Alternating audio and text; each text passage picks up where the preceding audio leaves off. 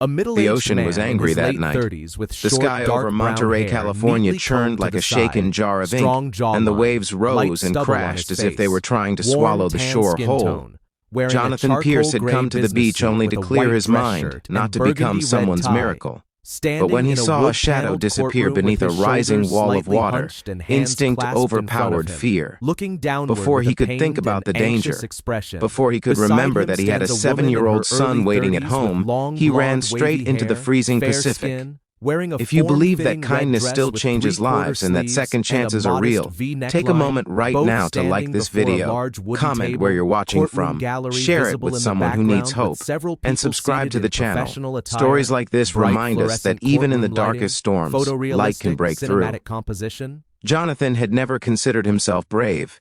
He was a widower, a mechanic in a small auto shop in Monterey, working long hours to keep the electricity on in his modest 2-bedroom rental. Since losing his wife 3 years earlier, his world had shrunk to a routine of grease-stained hands, school drop-offs, and quiet evenings helping his son Caleb with homework. The ocean walks were his therapy. They were the only place he could breathe without pretending to be strong. That night, the wind cut through his jacket as he walked along the shore. He saw her near the rocks first, a woman standing too close to the water, her long coat whipping behind her. The tide surged unexpectedly. One violent wave knocked her off her feet and dragged her under.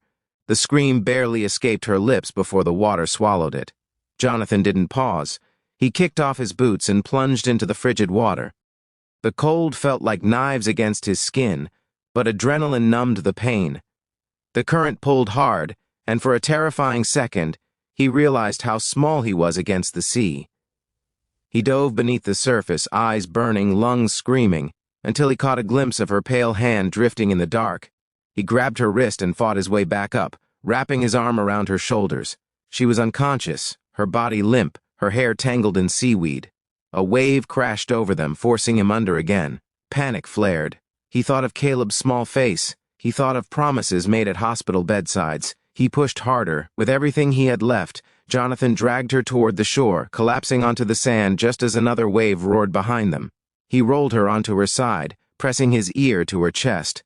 A faint heartbeat. Relief flooded him so fiercely that his own vision blurred. He performed CPR the way he'd learned years ago during a workplace safety course, counting compressions, begging silently for her to breathe.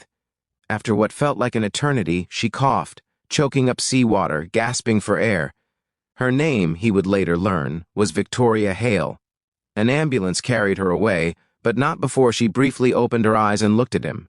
Even in shock, her gaze was sharp and searching, as though memorizing his face. Jonathan didn't think about it again the next morning. He had work. He had bills stacked on the kitchen counter. He had Caleb asking if he could join the school science club that required a fee Jonathan wasn't sure he could afford. Life didn't pause for heroism. 3 days later, a black SUV parked outside his small rental house. Jonathan assumed it belonged to a neighbor until a man in a tailored suit knocked on his door and asked for him by name. The man introduced himself as a representative of Hale Industries. Jonathan had never heard of it, but he soon learned that Victoria Hale wasn't just any woman. She was the CEO of a multi-billion-dollar tech and renewable energy empire, with offices in San Francisco and New York City. Her face had appeared on magazine covers he had glanced at in grocery store checkout lines. She was known for her intelligence, her icy professionalism, and her relentless drive. And he had pulled her from the ocean without knowing any of that. Victoria had insisted on finding him. Against her board's advice and her security team's concerns, she wanted to meet the man who had saved her life. Their second meeting happened not on a stormy beach, but in a quiet cafe overlooking Monterey Bay. Victoria looked different without the chaos of the ocean around her. She was poised, her posture straight, her voice calm, but there was a softness in her eyes that hadn't been there before. Jonathan felt painfully out of place in his work boots and faded flannel shirt. He wasn't used to polished environments or conversations about global markets. He was used to carburetors and oil filters.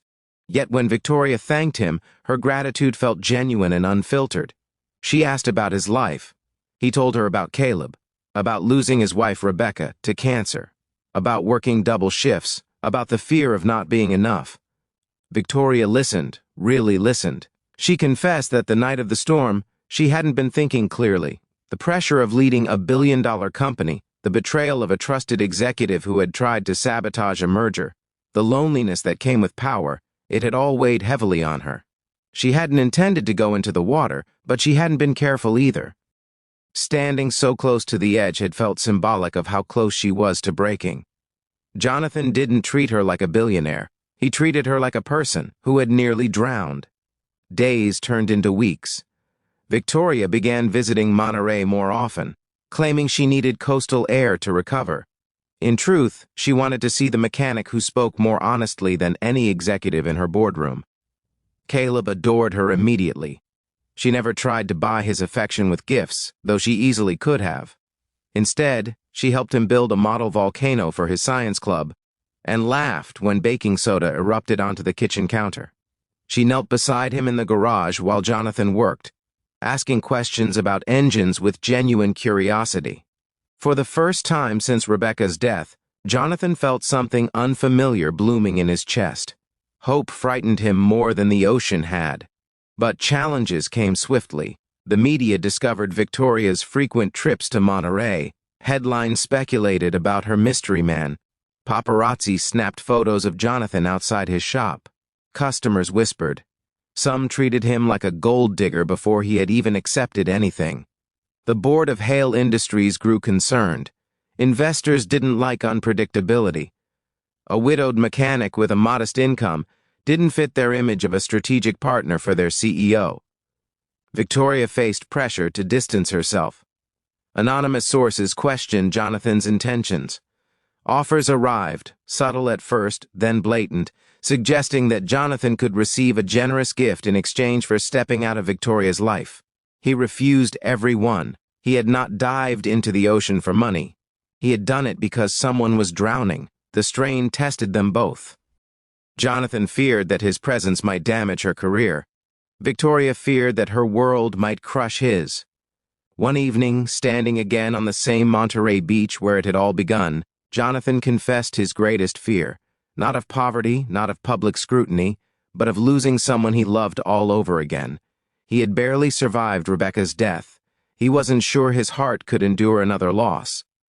Victoria, who had built an empire through calculated risks, realized that love was the only risk she had never truly taken. Instead of choosing the safety of boardroom approval, she chose authenticity. She addressed her company publicly, not with defensiveness but with clarity. She spoke about resilience, about the man who had saved her life, about how character mattered more than status. Her vulnerability shocked the business world. Yet it also humanized her. Hale Industries stock didn't collapse as predicted. In fact, public support grew. People admired her honesty. Jonathan continued working at the auto shop. He refused to quit, refused to let love erase who he was. Victoria respected that. She didn't try to transform him into something polished and corporate. Instead, she met him where he stood. Months later, on a calm evening painted gold by the setting sun, Victoria returned to the shoreline with Jonathan and Caleb. The ocean was gentle, almost apologetic. Jonathan watched Caleb chase seagulls and felt something he hadn't felt in years, peace. Victoria slipped her hand into his. There were no reporters, no flashing cameras, just the rhythmic sound of waves and the quiet understanding between two people who had survived different kinds of storms. He realized then that he hadn't just saved her life that night. In many ways, she had saved his too, pulling him from the depths of grief, reminding him that love could return without replacing what was lost. If this story touched your heart even a little, please like the video, share it with someone who believes in unexpected miracles, and subscribe for more stories that remind us why compassion matters. And before this story ends, I have one special request. Comment the word hope if you believe that one act of kindness can change two lives forever. Because sometimes the waves that threaten to drown us are the very ones that carry destiny to our feet. And on one storm-torn night in Monterey, a single dad named Jonathan Pierce ran into the ocean without knowing that he was diving straight into a second chance at love, healing, and a future brighter than he had ever dared to imagine.